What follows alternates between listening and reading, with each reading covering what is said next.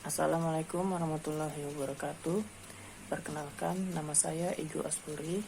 Kami dari kelompok pengantar bisnis akan membawakan video presentasi dengan judul bentuk-bentuk organisasi bisnis. Adapun latar belakang dari masalah ini adalah organisasi adalah bentuk yang selalu ada baik dalam sektor ekonomi, pendidikan, bahkan budaya yang notabene memiliki komunitas tertentu. Manajemen di dalam organisasi memiliki struktur yang dapat menjalankan suatu usaha dengan teratur dan sesuai dengan visi, misi, dan tujuan dari usaha tersebut.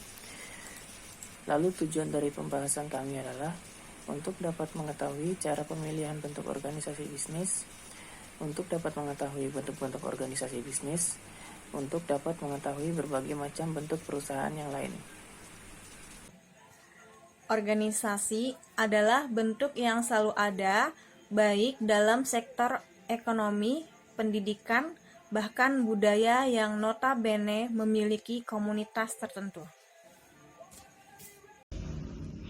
Assalamualaikum warahmatullahi wabarakatuh. Perkenalkan, nama saya Vera Fitriani, NIM 2022102. Di sini saya akan membahas tentang perusahaan perseorangan. Perusahaan perseorangan adalah suatu perusahaan atau bisnis yang dimiliki oleh pemilik tunggal. Dengan pengusaha perorangan adalah pemilik dari suatu perusahaan perorangan. Nah, di sini individu dapat membuat badan usaha perorangan tanpa izin dan juga tata cara tertentu. Semua orang bebas untuk berkembang membuat bisnis perorangan tanpa ada batasan untuk mendirikannya. Dari segi permodalan, pengusaha perorangan ini dapat saja mendapatkan pinjaman dari kreditor untuk operasional perusahaannya. Tetapi tidak berarti pinjaman itu sebagai bukti kepemilikan lain dari orang tersebut. Akibat dari adanya utang tersebut, pemilik bertanggung jawab langsung dalam pelunasan tersebut, dan apabila terjadi keuntungan, pengusaha tidak perlu membagi keuntungan kepada kreditor. Keberadaan badan usaha yang berbadan hukum atau dalam suatu perusahaan, baik perusahaan kecil, menengah ataupun besar, akan melindungi perusahaan dari segala tuntutan akibat aktivitas yang dijalankan oleh perusahaan tersebut. Meskipun begitu, dalam menjalankan suatu usaha tidak diwajibkan bagi seorang pengusaha untuk mendirikan suatu badan hukum. Hal tersebut merupakan suatu pilihan untuk pemilik usaha untuk menentukan bentuk dari penyelenggaraan usaha yang cocok untuk kegiatan usaha yang dijalankannya.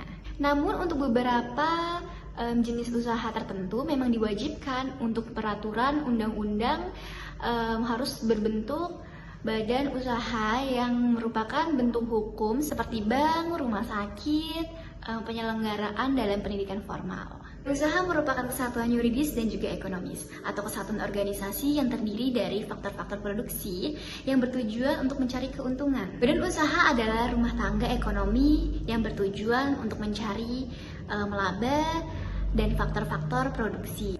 Sebuah usaha atau bisnis sendiri bisa dikatakan berbadan hukum apabila ia mempunyai akta pendirian yang disahkan oleh notaris dan ditandatangani di atas materai dan juga segel. Nama saya Dia Putri Amelia. Saya akan menyampaikan materi tentang perusahaan persekutuan atau firma. Dalam persekutuan firma hanya terdapat satu macam sekutu, yaitu sekutu komplementer atau firman.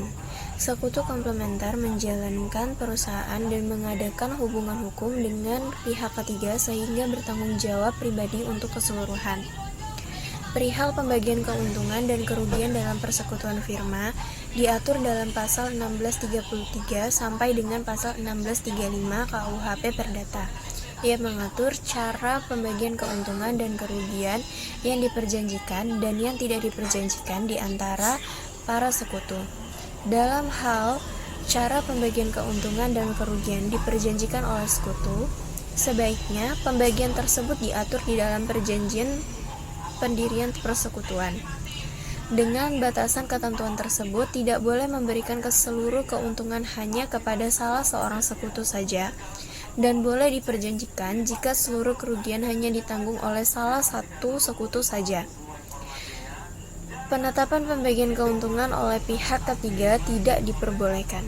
Apabila cara pembagian keuntungan dan kerugian tidak diperjanjikan, Maka pembagian didasarkan pada perimbangan pemasukan secara adil dan seimbang. Dan sekutu yang memasukkan berupa tenaga kerja hanya dipersamakan dengan sekutu yang memasukkan uang atau benda yang paling sedikit. Perseroan terbatas atau yang sering kita kenal dengan sebutan PT merupakan suatu badan hukum untuk menjalankan usaha yang memiliki modal yang terdiri dari saham-saham yang dimana pemiliknya memiliki bagian sebanyak saham yang dimilikinya. Perkenalkan, saya Malanda Putriandini. Saya di sini akan menjelaskan tentang koperasi. Koperasi adalah sebuah organisasi ekonomi yang dimiliki dan dioperasikan oleh seseorang demi kepentingan bersama.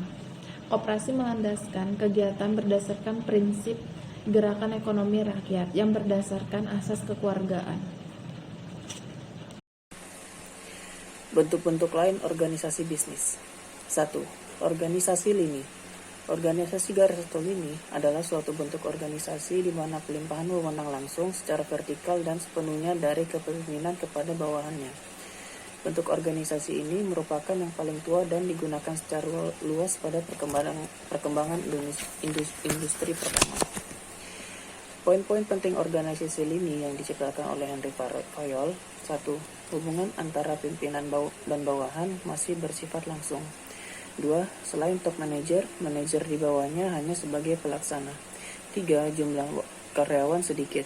4. Sarana dan alatnya terbatas. 5. Bentuk lini pada perusahaan adalah sebagai top manajer. 6. Organisasi kecil. Organisasi lini dan staf. Organisasi lini dan staf adalah kombinasi dari organisasi lini dan organisasi fungsional. Pada struktur organisasi ini, hubungan antara atasan dan dengan bawahan tidak secara langsung. Contohnya, hubungan antara atasan dan bawahan tidak seluruhnya secara langsung. 2. Karyawan banyak. 3. Organisasi besar. Organisasi fungsional. Organisasi fungsional diciptakan oleh F.T. Taylor, yaitu suatu bentuk organisasi di mana kekuasaan pimpinan dilimpahkan kepada para pejabat yang memimpin satuan di bawahnya dalam satuan bidang pekerjaan tertentu.